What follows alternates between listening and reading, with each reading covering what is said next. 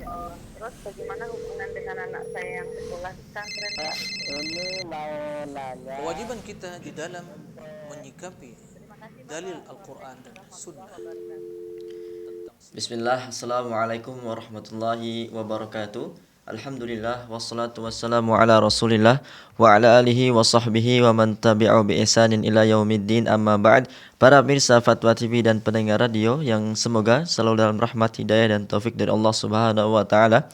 Alhamdulillah, puji syukur atas kehadirat Allah Subhanahu wa taala. Senang sekali kita dapat kembali berjumpa dalam program kesayangan kita, Live Interaktif Keimanan, Doa dan Zikir bersama guru kita Ustadz Dr. Muhammad Nur Ihsan Hafizahullahu Ta'ala, yang juga beliau merupakan salah satu anggota dari Dewan Fatwa Perhimpunan Al-Irsyad. Kemudian salawat dan salam semoga selalu tercurahkan kepada suri tauladan kita, Rasul tercinta Muhammad Sallallahu Alaihi Wasallam, juga kepada keluarga beliau, para sahabat dan orang-orang yang mengikuti beliau dengan baik hingga hari kiamat. Dan pemirsa, Alhamdulillah Ustadz telah hadir bersama kita. Kita sapa beliau terlebih dahulu. Assalamualaikum Ustadz. Waalaikumsalam warahmatullahi wabarakatuh. Apa kabar Ustaz? Alhamdulillah bi khair. Ya, semoga kita senantiasa diberkahi Allah Subhanahu wa taala. Naam. Jazakallah khair Ustaz sudah bisa hadir bersama kami di Fatwa TV Ustaz. Barakallahu fikum jami'an. Fikum barakallah. Demikianlah pemirsa, Ustaz dalam keadaan baik dan insya Allah siap ya menjawab pertanyaan-pertanyaan dari para pemirsa.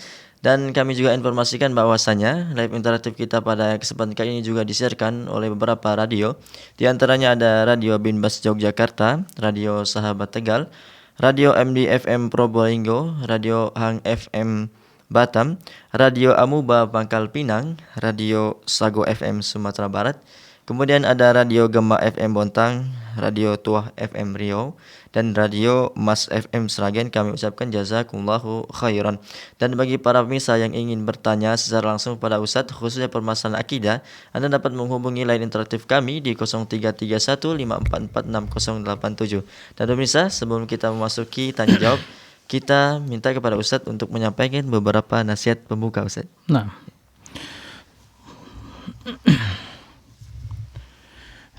Bismillahirrahmanirrahim. Assalamualaikum warahmatullahi wabarakatuh. Alhamdulillah alladhi hadana lihadza wa ma kunna linahtadiya laula an hadana Allah. Asyhadu an la ilaha illallah wahdahu la syarika lah wa asyhadu anna Muhammadan abduhu wa rasuluh. Wa ba'du. Para pemirsa rahimakumullah. Alhamdulillah, pantas bahkan wajib bagi kita untuk senantiasa bersyukur, meyakini dengan hati, serta mengiringi keyakinan tersebut dengan ucapan, kemudian memanfaatkan kesempatan dan nikmat yang Allah curahkan kepada kita untuk menambah ketaatan dan ubudiyah kepada Allah. Alhamdulillah, Allah telah mengabulkan doa kita semua, sehingga bulan yang penuh berkah pada tahun 1442 Hijriah ini bisa kita bersua dengannya. Dan kita dalam keadaan sehat walafiat, aman, selamat. Itu yang selalu kita panjatkan sebelum kedatangan Ramadan. Maka pantas Nabi SAW di antara sunnah beliau, begitu terbit bulan sabit di setiap bulannya, beliau mengucapkan doa yang sudah seyogyanya juga untuk kita ucapkan. Allahumma ahillahu alaina bil amni wal iman was salamati wal islam rabbi wa rabbukallah. Ya Allah, ya, datangkanlah bulan tersebut dengan membawa keamanan dan juga keimanan, keselamatan dan Islam. Rabbku dan Rabbmu adalah Allah. Alhamdulillah. Bulan yang penuh berkah ini nikmat yang sangat mulia, karunia yang sangat agung. Tentunya tidak akan diketahui kemuliaan dan keagungan tersebut kecuali orang-orang yang betul-betul merasakan bagaimana nikmatnya berubudiyah, dan juga orang-orang yang betul-betul merasakan bagaimana kebutuhan dia untuk selalu mendekatkan diri dan mempersiapkan bekalnya menuju Allah Subhanahu wa taala. Kemuliaan yang Allah berikan kepada kita sungguh sulit untuk diungkapkan. Oleh karena itu, kedatangan Ramadan syahrun mubarak, penuh dengan kebaikan, keberkahan, yang akan mendekatkan diri kepada Allah Subhanahu wa taala, yang akan mengangkat derajat iman dan takwa kita. Hendaklah senantiasa kita memohon kepada Allah agar kita bisa memaksimalkan ibadah dan ketaatan bulan penuh berkah ini. Salah satu hal yang harus kita selalu lakukan, hendaklah banyak berdoa kepada Allah Subhanahu wa taala.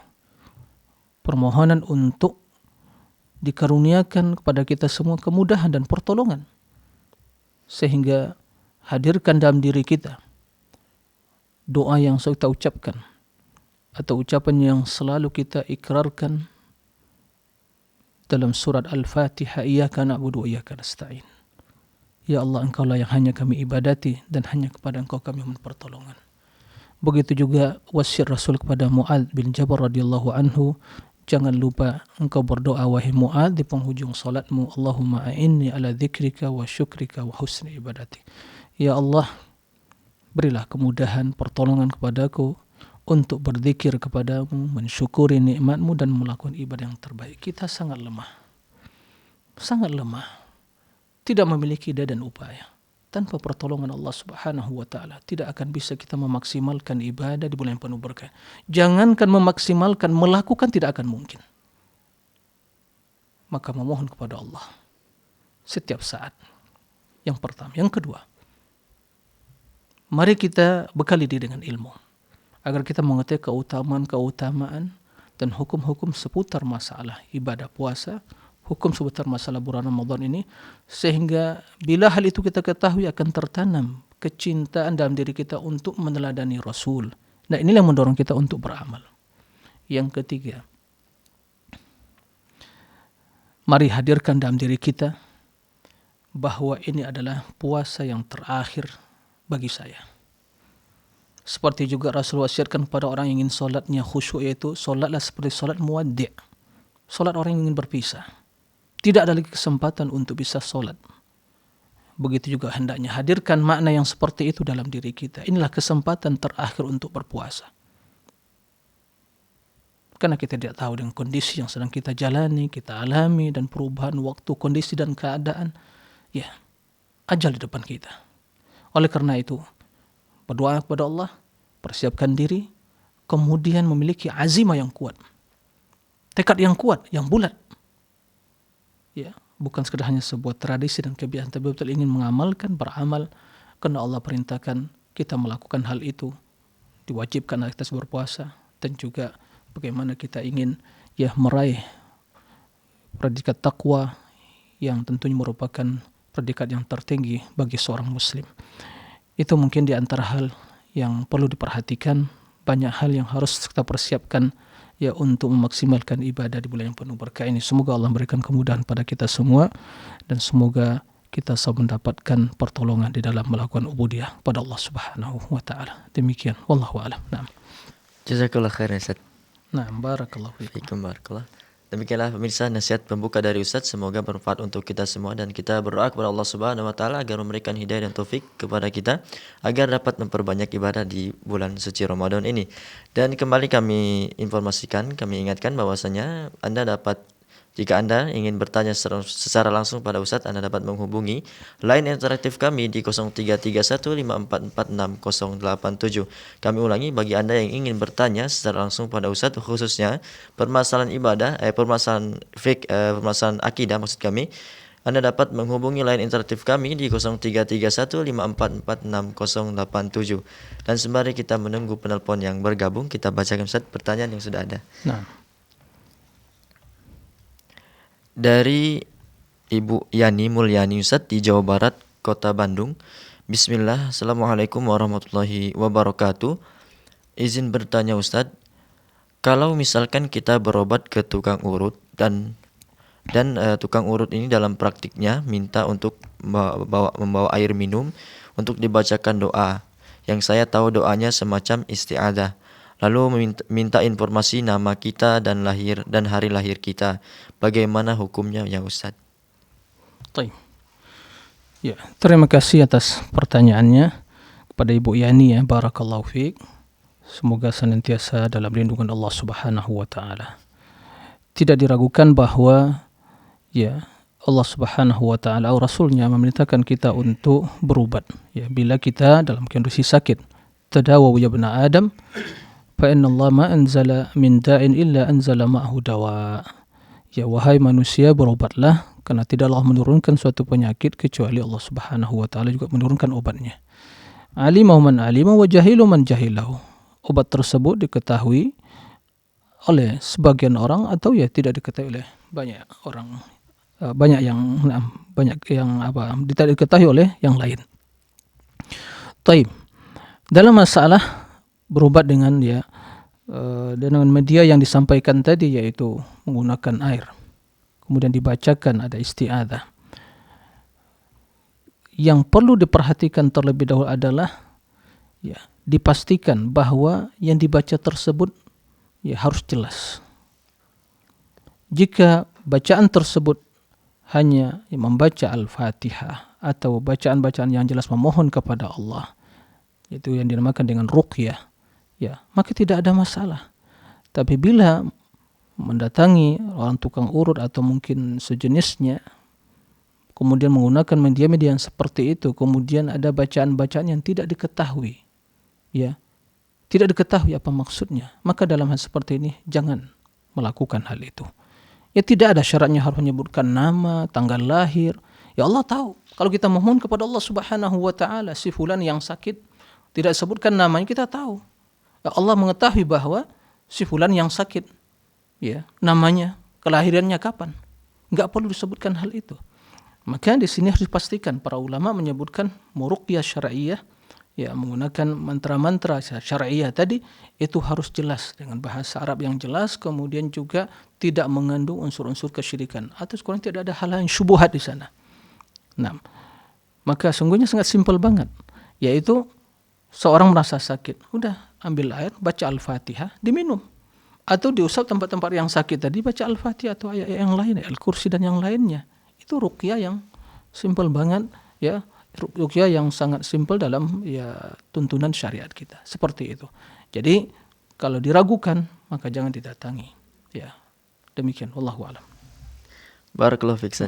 Ya, demikianlah yang bertanya, semoga dapat dipahami dan semoga Allah memberikan hidayah dan taufik kepada yang bertanya, keluarga dan para pemirsa semuanya. Dan alhamdulillah sudah ada penelpon yang bergabung, Ustaz. Kita sambut terlebih dahulu. Assalamualaikum Fatwa TV. Assalamualaikum. Waalaikumsalam warahmatullahi wabarakatuh. Dengan Ibu siapa di mana? Dengan Ibu Ina di Kalimantan. Ya, silakan Ibu pertanyaannya. Ustaz mau bertanya, kalau kita sedang haid, membaca Al-Quran itu ketika tidak haid lagi, apakah pahalanya sama? Apakah boleh langsung menyambung gitu, Ustaz? Atau kita mengulang? Maksud menyambung gimana, Bu? Apakah terhitung gitu ketika baca Al-Quran pada saat haid? Jadi intinya apakah dibolehkan dalam keadaan haid baca Al-Quran begitu ya? Iya. Terus ketika kita setelah haid, bulan puasa kan kita mau nyambung tuh Ustaz dengan yang tadi. Itu apakah bisa nyambung langsung atau ngulang lagi gitu? Iya. Nah, baik. Ya, cukup Ibu. Ya, jazakallahu khairan Ustaz. Nah. Baik. Terima kasih kepada Ibu yang bertanya di Kalimantan, barakallahu fiik, tentang wanita yang haid membaca Al-Quran. Ya, memang terdapat perbedaan di kalangan para ulama. Ya, tapi yang rajih insyaallah diperbolehkan tapi tidak menyentuh Al-Quran. Ya, tidak menyentuh Al-Quran. Diperbolehkan tapi tidak menyentuh Al-Quran. Terlebih lagi kalau dia mungkin seorang yang hafizah, ya jika sepekan lamanya tidak diulang-ulang hafalannya bisa akan hilang, atau mungkin dia sedang mengajar, ya tidak ada masalah tapi tidak menyentuh Al-Quran. Kemudian masalah membaca tadi, ya hal yang fleksibel saja. Ya. Bila mungkin dalam keadaan haid tersebut dia membaca, sekarang ini Ramadan misalnya dia membaca. Ya. Kemudian begitu nanti telah suci dia lanjutkan bacaannya. Ya, tidak ada masalah. Ataupun dia mulai dari awal lagi, tidak ada masalah. Halnya fleksibel saja. Karena Allah mengatakan faqra'u ma tayassara minal Qur'an. Bacalah apa yang mudah di Al-Qur'an. Ya. Tidak ada kewajiban harus menghatamkan, ya. Harus, ya, memang sebaiknya kita membaca secara berurutan, sehingga dari awal kita berusaha untuk membaca secara berurutan, menghatamkan, apalagi di bulan yang penuh berkah ini. Tapi kalau tidak mampu melakukan hal itu, ya baca apa yang mudah dari Al-Quran tersebut. Nah ini jadi kesimpulannya diperbolehkan. Mau ibu lanjutkan atau diulang dari awal lagi, tidak ada masalah. Nah demikian, wallahu a'lam. Untuk yang haid tadi mungkin bisa membaca dari HP Ustaz ya. Nah ya betul. Nah sekarang aplikasi ya sangat ya memudahkan kita. Bahkan juga kita bisa mendengarkan.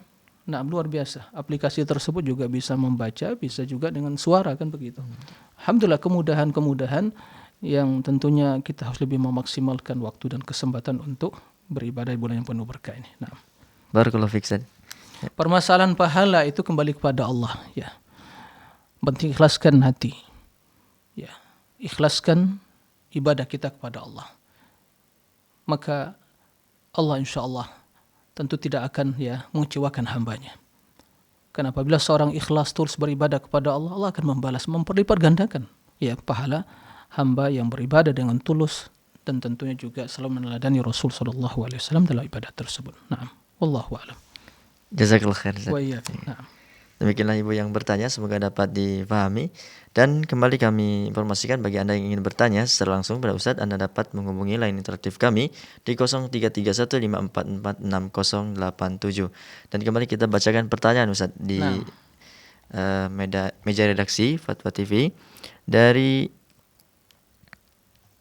Zainal Arifin di Jawa Barat Ustadz, Kabupaten Sukabumi. Assalamualaikum warahmatullahi wabarakatuh. Izin bertanya, apakah pengobatan alternatif dengan metode totok saraf, transfer energi, dan di dalamnya ada bacaan Al-Quran dan selawat, dan juga bacaan lainnya yang saya tidak paham, bacaan kata sebuah nama kota tertentu, serta menggunakan air kelapa, garam, air doa, dan apakah dibenarkan oleh syariat Islam, dan apakah terjatuh pada kesyirikan?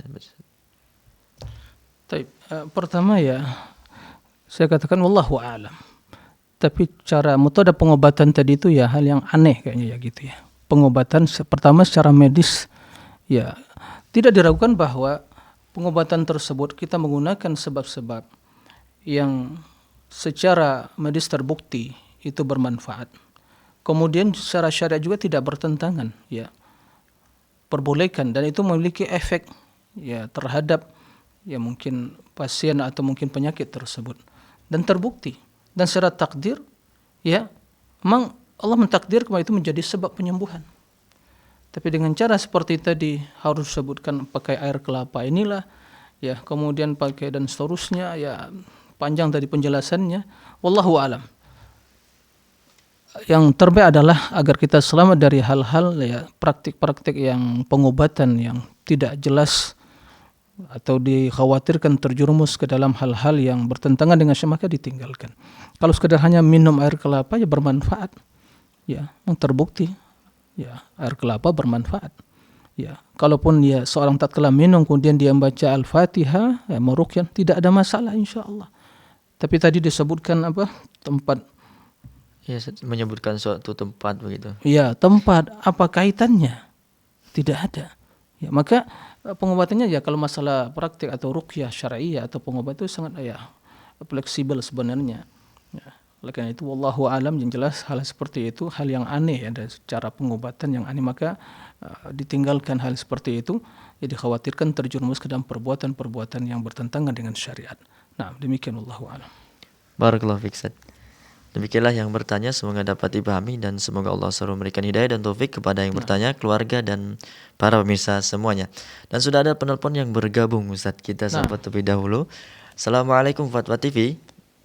Waalaikumsalam warahmatullah. Dengan siapa di mana? Dari Umu Arya di Pekanbaru. Silakan Ibu. Nah. Assalamualaikum Ustaz. Waalaikumsalam warahmatullahi wabarakatuh. Meneruskan pertanyaan dari member WhatsApp di Rosa. Yang pertama Ustaz, apakah benar dengan membaca 2 ayat terakhir dari surah Al-Baqarah itu bisa menggantikan sholat tahajud di malam hari? Terus yang kedua, setelah makan sahur itu Ana banyak kegiatan, jadi tidak sempat untuk zikir pagi, apakah setelah di perjalanan anak ke kantor bisa Ana lakukan zikir pagi? Apakah amalan itu sama dengan dibaca setelah sholat subuh atau ketika Ana di perjalanan menuju kantor, begitu Ustaz? Nah, Cukup Ibu. Ya, cukup. Jazakallah khairan. Assalamualaikum. Waalaikumsalam warahmatullahi wabarakatuh. Ya, terima kasih kepada Ibu Aryo ya di Pekanbaru. Nah, barakallahu fiik. Dua pertanyaan. Yang pertama, apakah membaca dua ayat terakhir surat Al-Baqarah yaitu telah mewakili ya tahajud ya, di malam hari? Pertama, wallahu alam, saya tidak mengetahui, tapi yang jelas dua ayat terakhir surah Al-Baqarah itu adalah dua ayat yang juga di antara zikir yang dibaca sebelum tidur. Ya, amanar rasulu bima unzila ilaihi min rabbi wal mu'minun, ya. Dua ayat tersebut itu di antara ya, zikir yang dibaca sebelum tidur. Barang siapa yang membaca kedua ayat tersebut, maka dia akan dijaga oleh Allah Subhanahu wa taala di berbagai gangguan. Nah, ini sahih. Adapun bila membaca kedua ayat tersebut telah mewakili ya qiyamul lail, wallahu alam, ya saya tidak mengetahui hal itu. Nah, kemudian yang kedua, pertanyaan tentang masalah zikir ya. Zikir di pagi hari setelah sahur. Nah, tentunya kalau waktu sahur ya belum masuk zikir pagi hari. Tapi begitu telah azan di pagi atau azan subuh, kemudian itulah waktu berzikir sampai terbit matahari. Nah, seandainya dalam sebagian kondisi dan keadaan dan kebiasaan ibu yang merutinkan membaca zikir ya, setelah sholat subuh baca zikir sampai terbit matahari. Dalam sebagian kondisi dan keadaan tidak sempat karena kesibukan, itu tidak ada masalah. Ya, dilanjutkan. Kemudian juga masalah tadi, sebenarnya begitu selesai sholat subuh, ataupun mungkin kalau seandainya seorang sholat berjamaah, begitu mungkin sambil menunggu iqamah, dia bisa membaca zikir tadi, karena telah termasuk waktu untuk membaca zikir tadi. Nah, intinya, ibu yang bertanya, barakallahu fiik, ya, fattaqullaha mastata'tum. Itu bukan hal yang wajib, tapi hal yang seharusnya untuk kita rutinkan.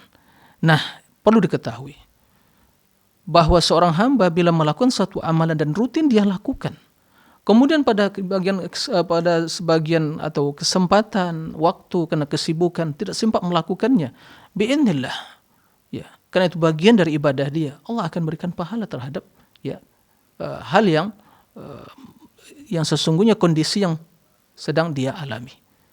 Jadi oleh karena itu tidak ada masalah. Ya, kalau seandainya tidak sempat baca, ya, begitu juga mungkin sebelum maghrib tidak sempat. Kalaupun setelah masuk waktu maghrib tidak ada masa dibaca. Fattaqullaha mastata'tum. Yang penting jangan ditinggalkan kebiasaan yang baik, terutama zikir di pagi dan petang hari yang merupakan amalan rutinitas Rasul kita Muhammad sallallahu alaihi wasallam. Nah, demikian wallahu alam. Tapi untuk afdoliyah itu bagaimana Ustaz? Apakah di waktu? Ya, kalau permasalahan afdoliyah tentunya yang utama adalah waktu ya zikir pagi itu adalah setelah sholat subuh sampai terbit matahari. Bahkan ya setelah terbitnya fajar sampai terbitnya matahari. Itu waktu yang afdolnya. Nah, maghrib ya setelah sholat asar sampai terbenam matahari. Bahkan sebagian ulama menyebutkan karena dalam amsayid di situ ini a'udzubika min syarri hadhil lailah, kalau dah malam itu ya, di antara doa redaksinya itu ya Allah aku berlindung dari kejahatan malam ini, kan begitu. Dan malam adalah terhitung dari terbenamnya matahari. Berarti kata para ulama, kalaupun dibaca setelah terbenam matahari maka diperbolehkan. Begitu. Jadi intinya ya kita berusaha untuk melakukannya dan tidak meninggalkan dengan sengaja meninggalkan doa zikir tersebut tanpa ada alasan. Nah, mudah-mudahan Allah memberikan kemudahan dan menerima segala ibadah yang kita lakukan ya dan memperlipat gandakan ibadah kita semua. Nah, demikian Allah a'lam. Jazakallah khairan Ustaz. Nah, barakallah. Ya, demikianlah yang bertanya. Semoga Allah selalu memberikan hidayah dan taufik kepada kita semua agar selalu bisa dapat memperbanyak ibadah di bulan suci Ramadan ini. Dan kembali kami informasikan bagi Anda pemirsa yang ingin bertanya secara langsung kepada Ustadz mengenai keimanan, doa dan zikir, Anda dapat menghubungi line interaktif kami di 0331 544 6087 di 0331 544 6087. Dan kembali kita bacakan Ustadz pertanyaan yang sudah ada dari Denny Kusuma Fajri di Jawa Timur, Kabupaten Bojonegoro. Assalamualaikum warahmatullahi wabarakatuh. Ustadz, izin bertanya.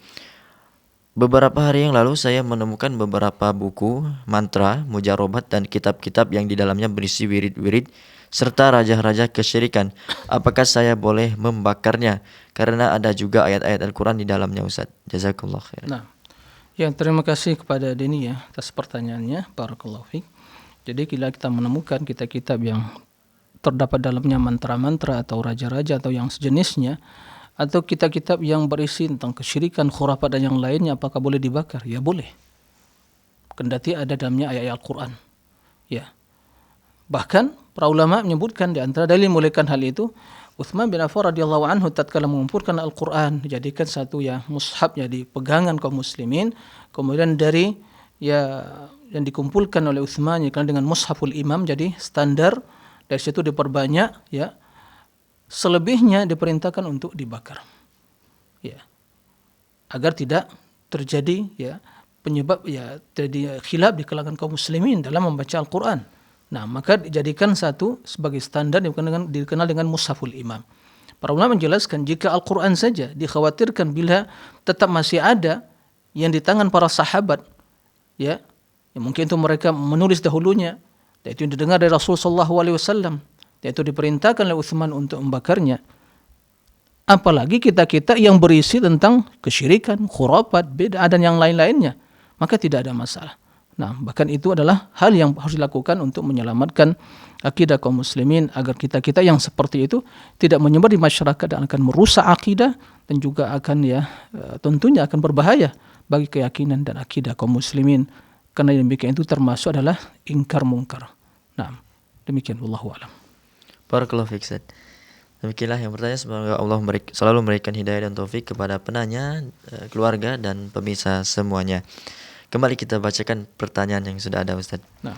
Dari Ilham Wirayuda di Kepulauan Riau, Kabupaten Batam. Assalamualaikum warahmatullahi wabarakatuh. Ustaz, izin bertanya.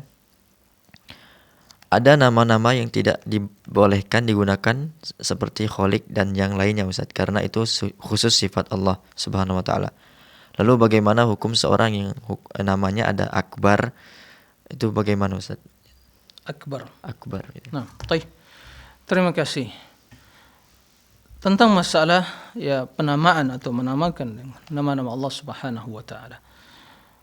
Pertama perlu kita ketahui bahwa walillahi asmaul husna fad'uhu biha, bahwa Allah memiliki asmaul husna.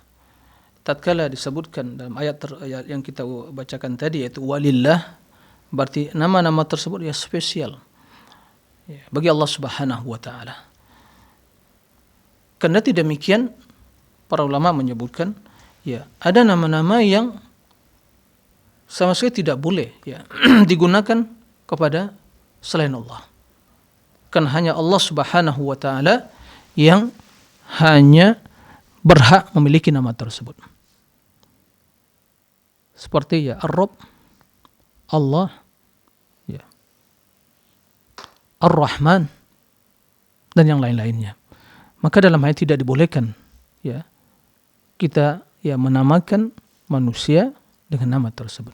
Tapi ada nama-nama yang juga itu ya secara makna manusia juga ya memiliki hal itu, tapi tentunya tidak sama hakikatnya. Ya. Seperti Allah juga menamakan manusia sebagai ya Sami', disifati dengan Sami', faja'alnahu sami'an basira. Ya. Rauf.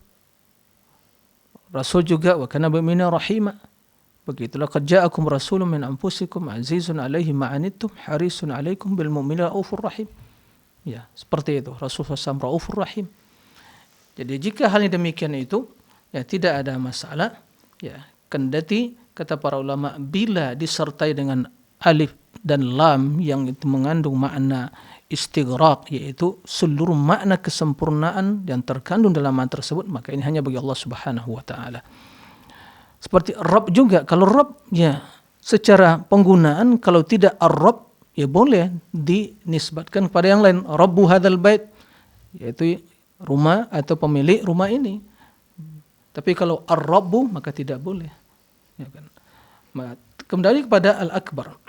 Ya ini juga relatif, Al-Akbar. Kalau misalnya Al-Akbar, Allahu Akbar dalam artian ya bahwa segala kebesaran keagungan ya adalah milik Allah, maka Allah Subhanahu wa taala yang hanya berhak ya dinamakan dengan nama tersebut. Allahu Akbar itu sifat Allah Subhanahu wa taala.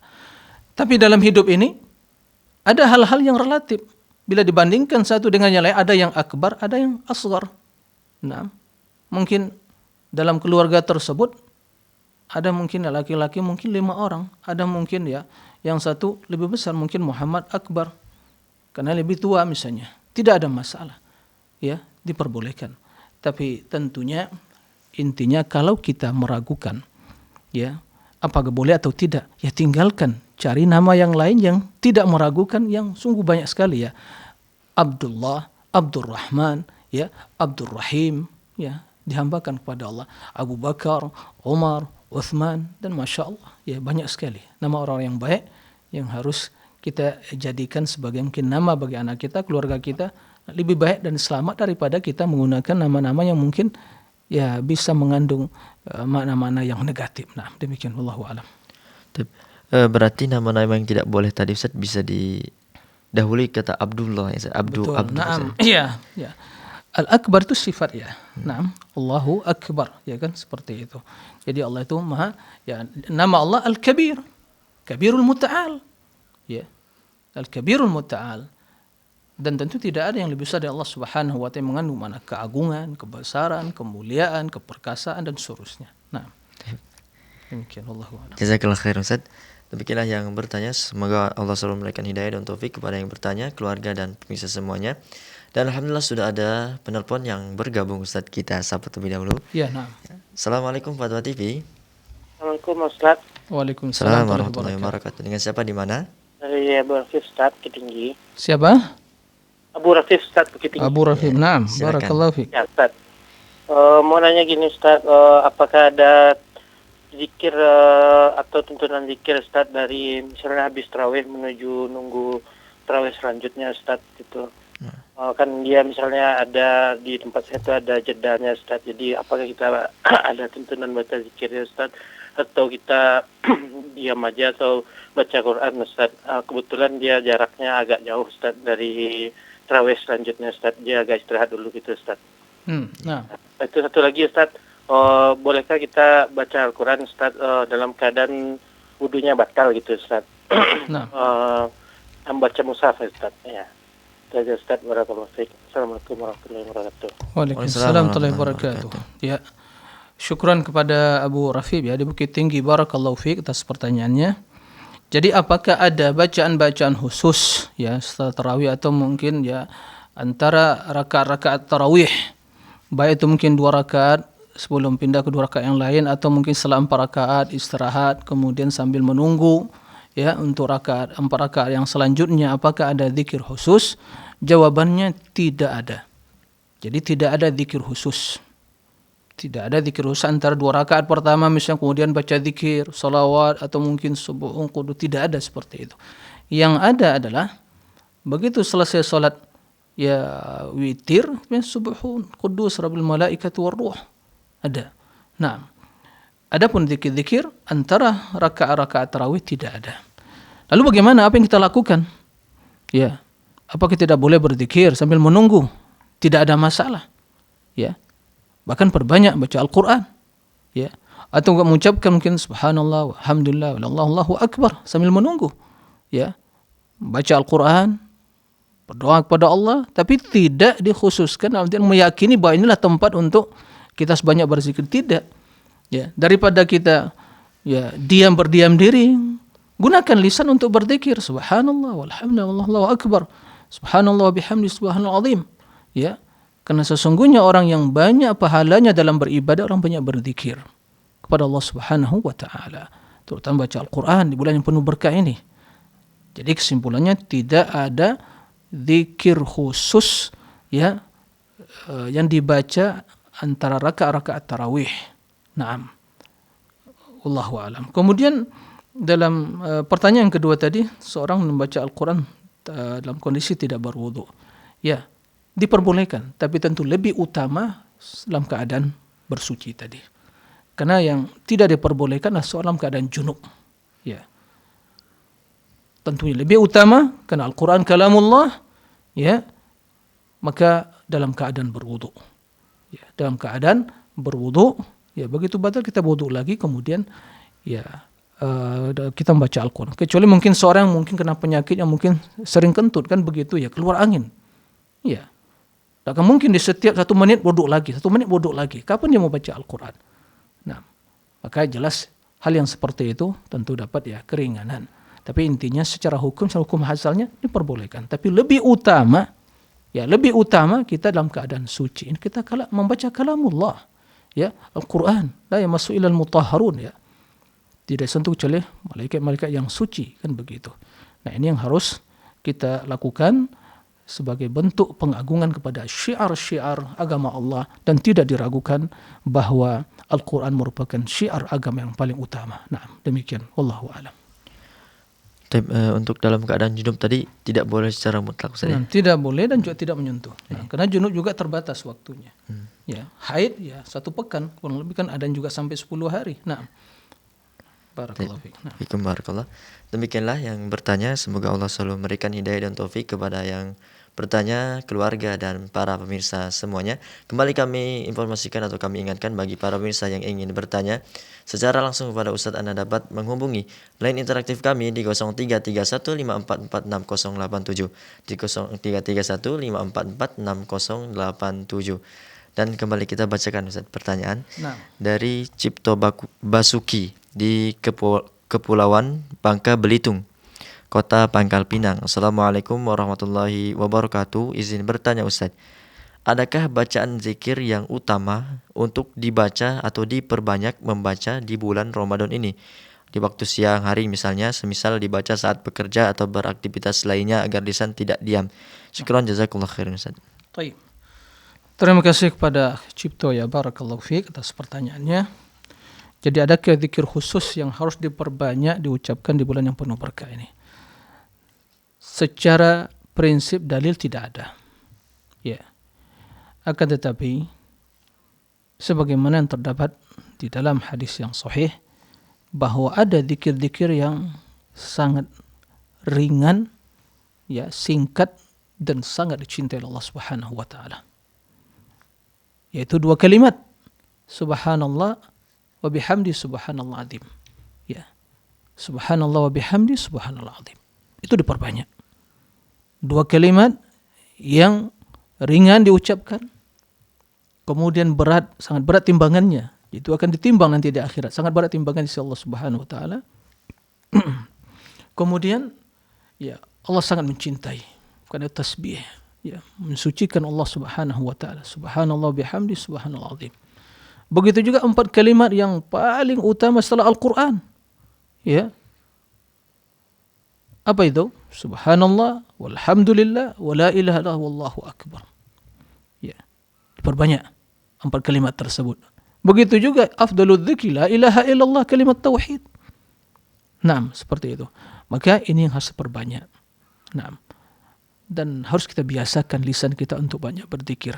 Karena Nabi ya ditanya dalam sebagian hadis bahwa siapakah orang-orang yang paling banyak pahalanya dalam beribadah, solat, zakat atau berjihad?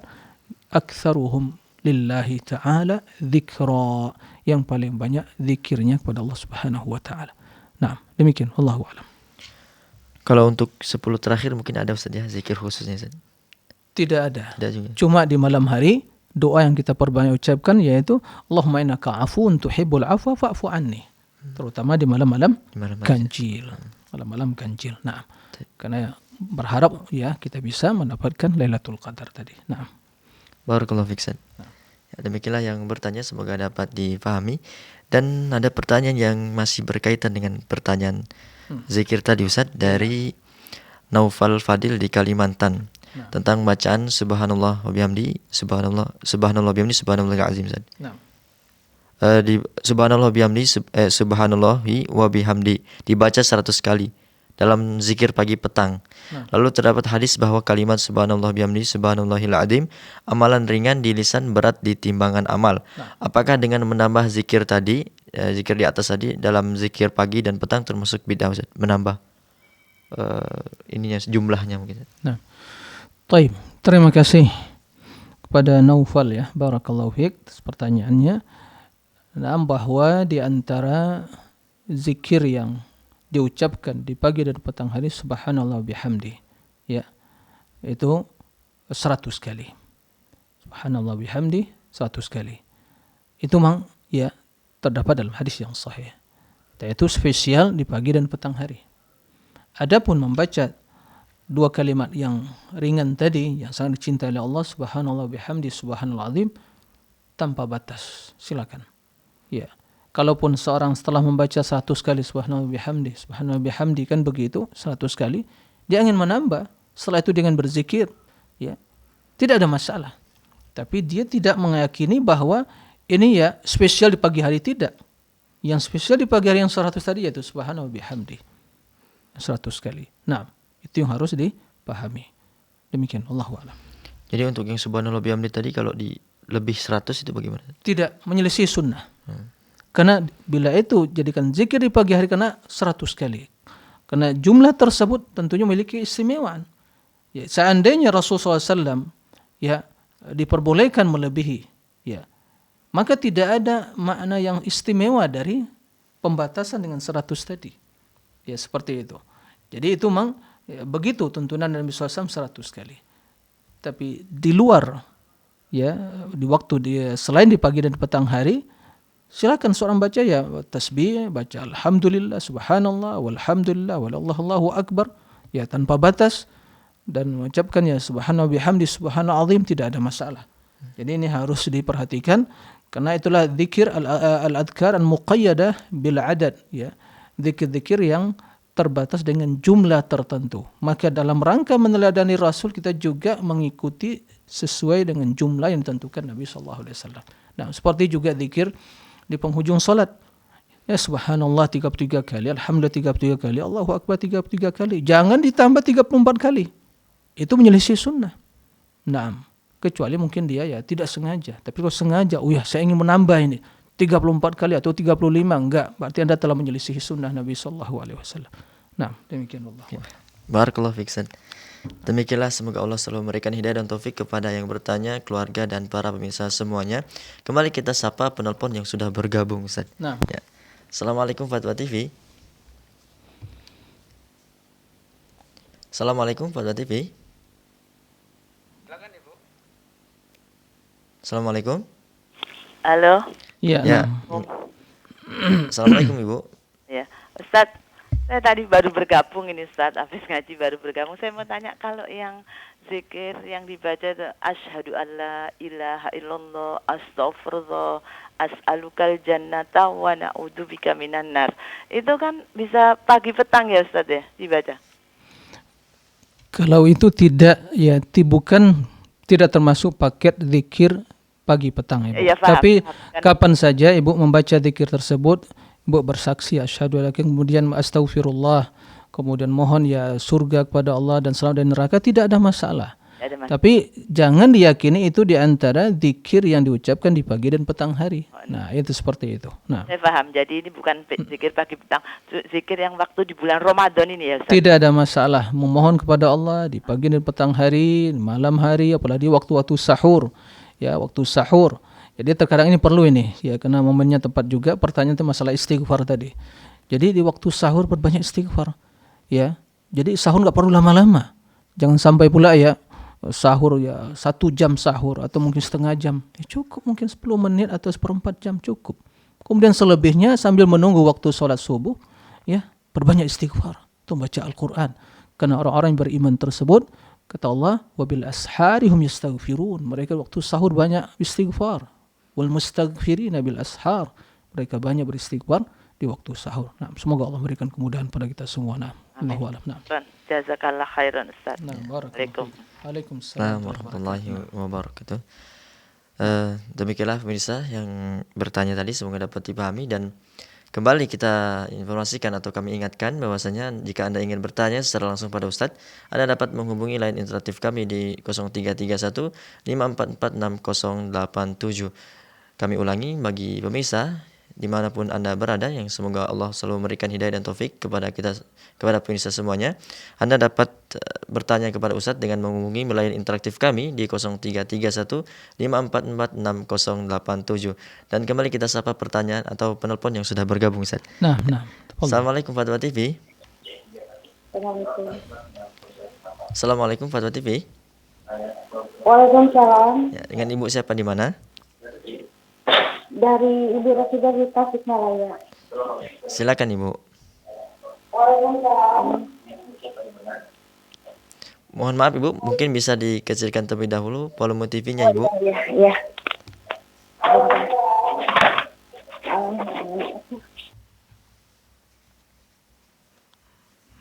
Terputus tampaknya Ustaz. Nah, masih. Masih. Ya, silakan Bu. Nah. Ya, silakan Ibu. Waalaikumsalam warahmatullahi wabarakatuh.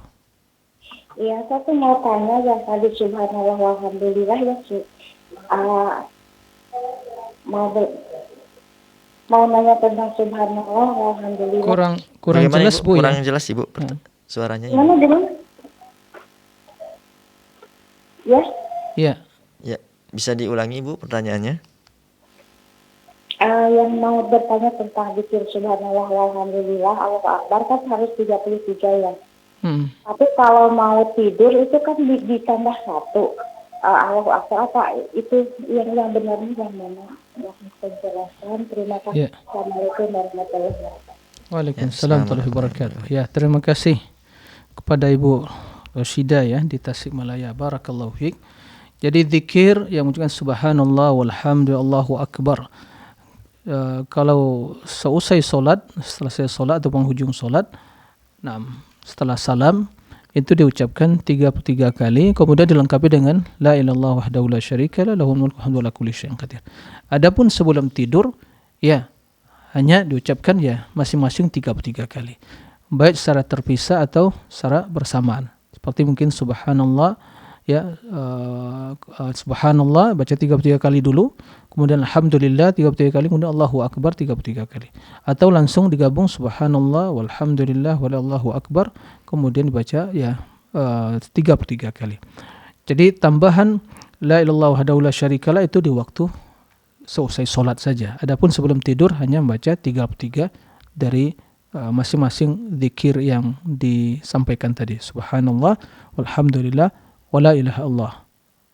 Subhanallah walhamdulillah Allahu akbar. Demikian, Allahu a'lam. Jazakallah khairan Ustaz. Nah. Ya, demikianlah yang bertanya, semoga dapat dipahami. Dan kembali kita bacakan Ustaz pertanyaan yang sudah ada Ustaz. Iya, silakan. Dari Nilawati Riau, di Riau Kabupaten Bengkalis. Assalamualaikum warahmatullahi wabarakatuh. Semoga Allah selalu menjaga Ustaz dan seluruh kaum muslimin dimanapun berada. Amin. Saya mau bertanya Ustaz, apakah boleh mengamalkan amalan membaca ayat kursi hingga beberapa kali saat dilanda rasa takut, misalnya saat mau sidang skripsi atau tanya jawab dengan orang lain, supaya rasa takut itu hilang Ustaz? Mohon pencerahan. Jazakallah khairan. Baik. Terima kasih atas pertanyaannya. Tidak diragukan bahwa ayat kursi merupakan ayat yang paling utama dalam Al-Quran. Ya. Ayat yang paling utama dalam Al-Quran, karena mengandung tauhid dan nama-nama Allah. Terdapat dalamnya tanda-tanda ya pentauhidan atau tauhid. Dan surat atau ayat tersebut ya dibaca itu juga di antara zikir pagi dan petang hari, juga sebelum tidur, dan dibaca. Akan tetapi tidak terdapat ya dalil secara khusus kalau kita merasa ketakutan apalagi menghadapi tadi ya atau sebelum ujian kemudian baca ayat kursi berulang kali. Tidak ada ya dalilnya. Akan tapi dalam hal ini tentunya kita berserah diri kepada Allah, memohon ya keselamatan, memohon petunjuk, pertolongan, kemudahan dari Allah. Nah, memohon kemudahan dari Allah Subhanahu wa taala. Allahumma la sahla illa ma ja'altahu sahla. Nah. Wa idza syi'ta taj'al huzna sahla. Kan begitu. Jadi kemudahan, kesedihan dan kesulitan Allah yang memberikan kemudahan. Jadi memohon kemudahan kepada Allah Subhanahu wa taala. Tapi tidak ada ya begitu kalian merasa ketakutan harus baca kursi, tidak ada seperti itu. Ya. Tapi yang jelas sebelum tidur itu memang ada tuntunannya. Begitu juga selesai sholat ada waktu pagi. Di pagi hari selesai sholat juga kita baca al-kursi, kemudian juga ya qul huwallahu ahad, qul a'udzu birabbil falaq, qul a'udzu birabbin nas, kemudian juga di waktu zikir di pagi hari, maka itu ada tuntunannya. Nah, demikian wallahu a'lam. Barakallahu fiik. Demikianlah, semoga Allah selalu memudahkan urusan yang ibu yang bertanya tadi, keluarga dan para pemirsa semuanya. Dan kami kembali informasikan bahwasanya jika Anda ingin bertanya secara langsung pada Ustadz, Anda dapat menghubungi line interaktif kami di 0331544687 di 0331544687. Dan kembali kita bacakan. Ada penelpon yang bergabung ternyata, Ustaz. Kita sambut terlebih dahulu. Halo. Assalamualaikum Fatwa TV. Waalaikumsalam warahmatullahi wabarakatuh. Ya, dengan Ibu siapa di mana? Ibu Rahma yang tadi, Pak. Saya kurang jelas ini, Pak. Oh ya. Minta dijelaskan, Ustaz. Yang mana Ibu tadi pertanyaan Ibu? Tadi yang asyhadu alla ilaha illallah astagfirullah yang dibaca subuh itu tadi loh. Dibaca waktu sahur. Mau tanya, saya kurang jelas. Astagfirullah. Ibu, yang apa yang Ibu baca coba Ibu ulangi. Asyhadu alla ilaha illallah astaghfirullah as'alukal jannata wa a'udzu bika minan nar. Ya. Allahumma innaka afuwun tuhibbul afwa fa'fu anna. Benar Ustaz? Ya. Baik, terima kasih ya kepada Ibu siapa tadi ini? Ibu Rahma ya. Ya, sepertinya dalam zikir yang Ibu baca itu gabungan dari banyak zikir gitu ya. Tidak bukan asyhadu alla ilaha illallah ya, kemudian astaghfiruka Allahumma inni a'udzubika minan nar, as'aluka al-jannah wa a'udzubika minan nar, Allahumma innaka 'afuwun tuhibbul afwa fa'fu anni atau fa'fu anna. Itu memang redaksi zikir yang gabungan dari sekian banyak zikir. Tidak lakukan asyhadu alla ilaha illallah ya, memang itu adalah kalimat zikir, kita bersaksi. Kemudian istighfar, astaghfirullah ya. Kita memperbanyak untuk beristighfar, astaghfirullah ya, atau astaghfirullah wa atubu ilaih. Kemudian juga Allahumma inni a'udzubika min as'alukal jannah wa na'udzubika minan nar. Kemudian juga doa Allahumma innaka 'afuwun tuhibbul afwa fa'fu anni. Jadi pada dasarnya itu gabungan dari sekian banyak, tapi secara kolektif, secara secara utuh ya, tidak ada redaksi yang menggabungkan seperti itu. Karena innaka afuwun tuhibbul afwa fa'fu anni itu terpisah di waktu malam-malam ganjil atau malam 10 terakhir secara khusus. Kemudian juga inni a'udzubika min as'alukal jannah wa na'udzubika minan nar. Ya, memang doa yang harus kita perbanyak ucapkan. Ya. Kemudian juga istighfar, astaghfirullah. Ya, beristighfar pada Allah. Nah, adapun la ilaha illallah juga hal yang banyak kita ucapkan, asyhadu la ilaha illallah. Jadi kalau ibu membaca dalam artian berdoa kepada Allah Subhanahu wa taala, memohon yang demikian tidak ada masalah. Tapi tidak yakini bahwa itu gabungan dalam satu ya. Itu adalah satu zikir yang satu paket yang harus dibaca, tidak seperti itu. Ya. Begitu. Nah, jadi silakan banyak beristighfar, astaghfirullah wa atubu ilaih. Allahumma inni zalamtu nafsi dzulman katsira wa la yaghfiru dzunuba illa anta faghfirli warhamni innaka antal ghafurur rahim. Allahumma firli ma qaddamtu wa ma akhartu wa ma asrartu wa ma a'lantu wa ma anta a'lamu bihi minni antal muqaddim wa antal muakhir la ilaha illa ant astaghfirullah wa atubu ilaihi astaghfirullahal azim. Tidak ada masalah, istighfar ya. Kemudian as'alul jannah wa na'udzu minan nar. Karena seorang sahabat ditanya oleh Nabi sallallahu alaihi wasallam, apa yang kamu ucapkan dalam doamu? Ya Rasul, saya tidak bisa mengucapkan bagaimana ucapanmu dan para sahabatmu, tapi saya berdoa ya, memohon kepada Allah surga dan selamat dari api neraka. Kata Nabi SAW, ya sekitar itu pula kita berdoa. Haula anudandin. Enggak keluar doa Nabi SAW Kecuali bagaimana selamat ingin masuk surga dan selamat ya dari neraka. Seperti itu. Maka tidak ada masalah ya. Tapi gabungan tadi bukanlah dalam satu redaksi hadis. Nah, demikian. Wallahu a'lam. Jazakallah khairan Ustaz. Demikianlah yang bertanya, semoga dapat dipahami dan kita kembali bacakan pertanyaan Ustaz yang sudah ada. Denny Kusuma dari Denny Kusuma Fajri Ustaz di Jawa Timur. Assalamualaikum warahmatullahi wabarakatuh Ustaz. Izin bertanya, apakah boleh kita memberikan syarat untuk menghafal Al-Quran kepada seseorang?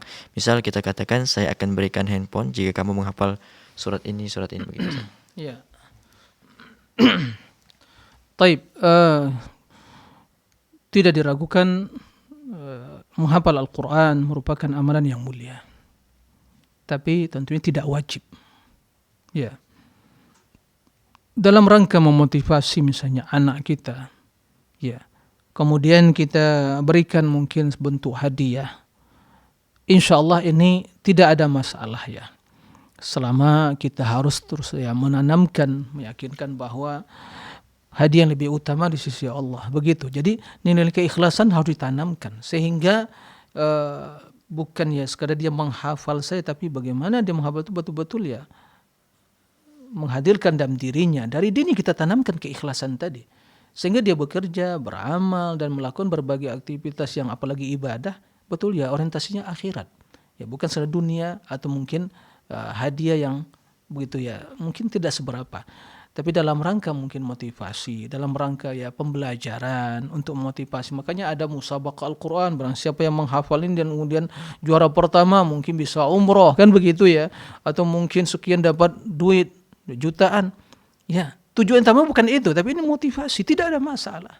Ya, untuk memotivasi yang seperti itu. Daripada mereka menghafal nyanyian nggak jelas ya, atau mungkin ya ungkapan-ungkapan yang nggak jelas, tidak ada masalah kita motivasi anak kita untuk hal yang demikian itu dengan tetap senantiasa kita menanamkan nilai keikhlasan bahwa ini kalamullah, membacanya beribadah, satu huruf dah 10 kali lipat ganda pahalanya, apalagi kalau mungkin menghatam, menjadi orang yang hafal Al-Quran, Masya Allah.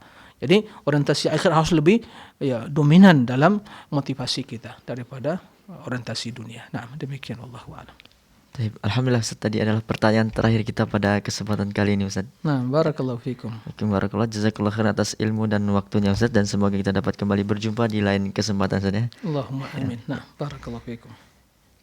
Demikianlah para pemirsa Fatwa TV dan pendengar radio yang semoga selalu dalam rahmat, hidayah dan taufik dari Allah Subhanahu wa taala. Kami juga informasikan bahwasanya live interaktif Fatwa TV selama bulan suci Ramadan ini tayang setiap hari Senin hingga Jumat, akan tetapi ada perubahan waktu, yakni jam 6 pagi dan jam 16.00 waktu Indonesia Barat dan juga jam 17.00 waktu Indonesia Barat. Kami ulangi bahwasanya selama bulan suci Ramadan ini live interaktif Fatwa TV tetap tayang pada setiap hari Senin hingga Jumat, akan tetapi mengalami perubahan waktu, yaitu jam 6.00 waktu Indonesia Barat pagi, kemudian jam 16.00, kemudian jam 17.00 waktu Indonesia Barat. Atau informasi lebihnya Anda dapat mengunjungi website kami di www.dewanfatwa.com. Dan akhirnya semoga apa yang Ustaz sampaikan pada kesempatan kali ini bermanfaat untuk kita semua. Dan kita akhiri perjumpaan kita dengan doa kafaratul majelis. Subhanakallahumma bihamdika asyhadu an la ilaha illa anta astaghfiruka wa atubu ilaik. Wassalamualaikum warahmatullahi wabarakatuh. Bagaimana hubungan dengan anak saya yang sekolah pesantren? Ini mau nanya. Kewajiban kita di dalam menyikapi dalil Al-Quran dan Sunnah